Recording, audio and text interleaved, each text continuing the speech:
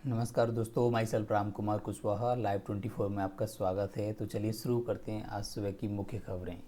इजीमेट truck के CEO and को founder Nishant पिट्टी ने दिया इस्तीफा देते ही कंपनी के शेयरों में आई गिरावट। नए साल के पहले दिन देश भर में 16 रुपये तक सस्ता हुआ गैस सिलेंडर। तमिलनाडु सरकार ने अदानी का स्मार्ट मीटर टेंडर रद्द किया।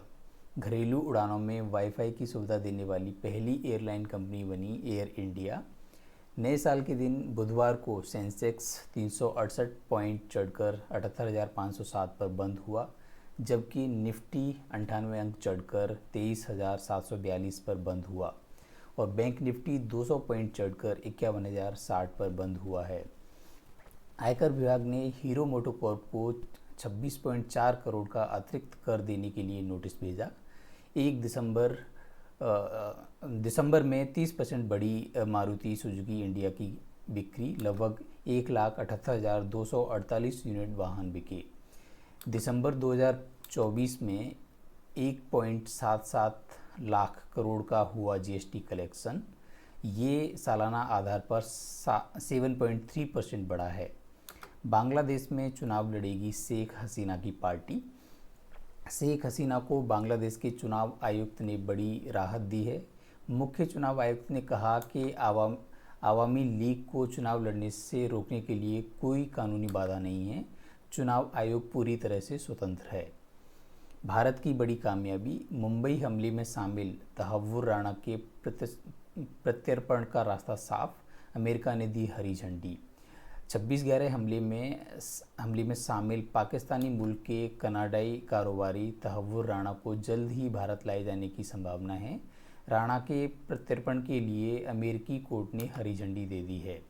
इस तरह से उसको भारत लाए जाने की पूरी संभावना है। इजराइल हमास वार में नए साल पर गाज़ा में इजराइल ने बरपाया कहर और मचा दी तबाही।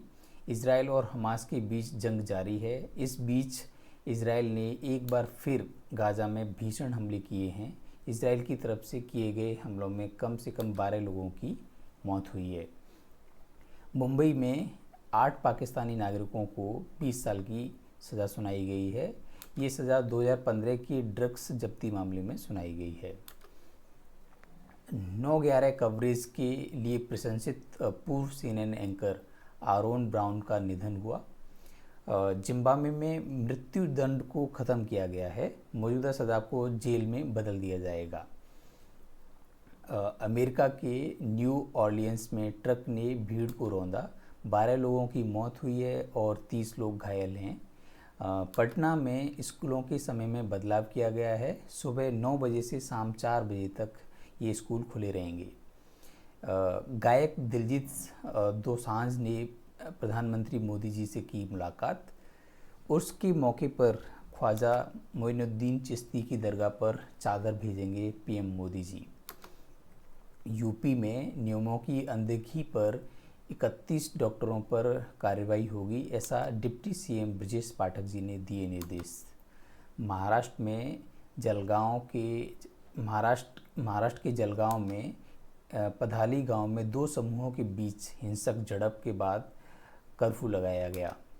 कोटपुतली में 10 दिनों से बोरवेल में फंसी बच्ची को बाहर निकाला गया, लेकिन डॉक्टरों ने उसको मृत घोषित किया है। झारखंड के हजारीबाग में कुएं से शख्स को बचाने की कोशिश में 4 लोग समेत 5 की मौत हुई। संयुक्त किसान मोर्चा ने एससी द्वारा गठित कमेटी से मिलने को किया इनकार, कहा कोर्ट का दखल मंजूर नहीं।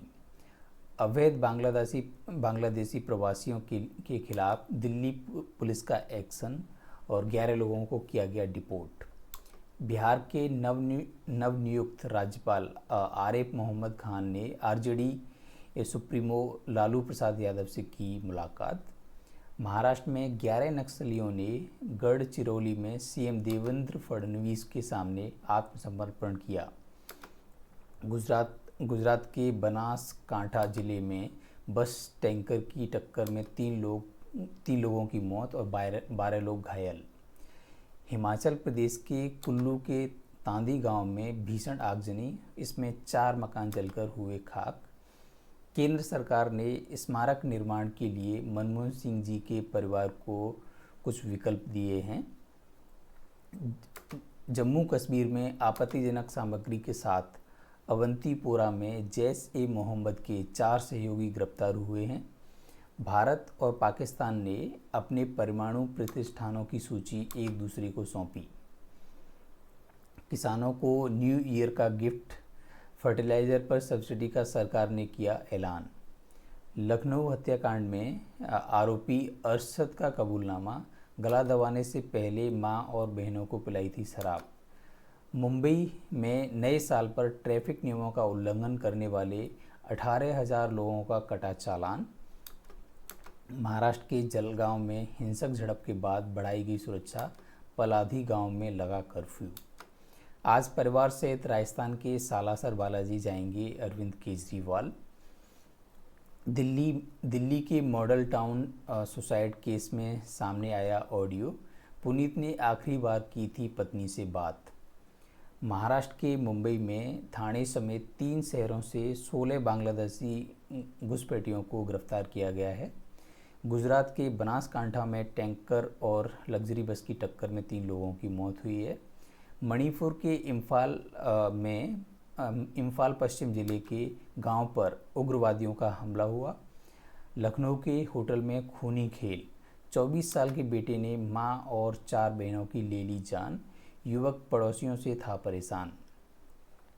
साल के पहले दिन भगवान राम का आशीर्वाद लेने पहुंचे अयोध्या में भक्त, और इसके लिए भीड़ काफ़ी थी। बीएसएफ चीफ मायावती ने ट्वीट कर दी नए साल की बधाइयाँ। साल 2024 में 95 लाख लोगों ने किए मां वैष्णो देवी जी के दर्शन। नए साल पर मंदिरों में दर्शन के लिए उमड़ी भीड़। मथुरा के बांके बिहारी मंदिर में लंबी कतार लगी।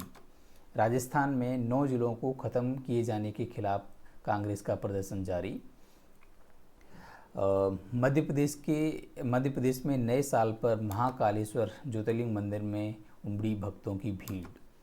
दिल्ली के पुलिस आयुक्त संजय अरोड़ा ने की सुरक्षा व्यवस्था की समीक्षा। गुजरात के सूरत में स्टील प्लांट में लगी आग, 4 मजदूरों की दर्दनाक मौत। नए साल पर योगी सरकार का गिफ्ट, 58 आईपीएस अधिकारियों को मिला प्रमोशन। तो ये थी आज सुबह की मुख्य खबरें। So thank you for watching, thank you so much.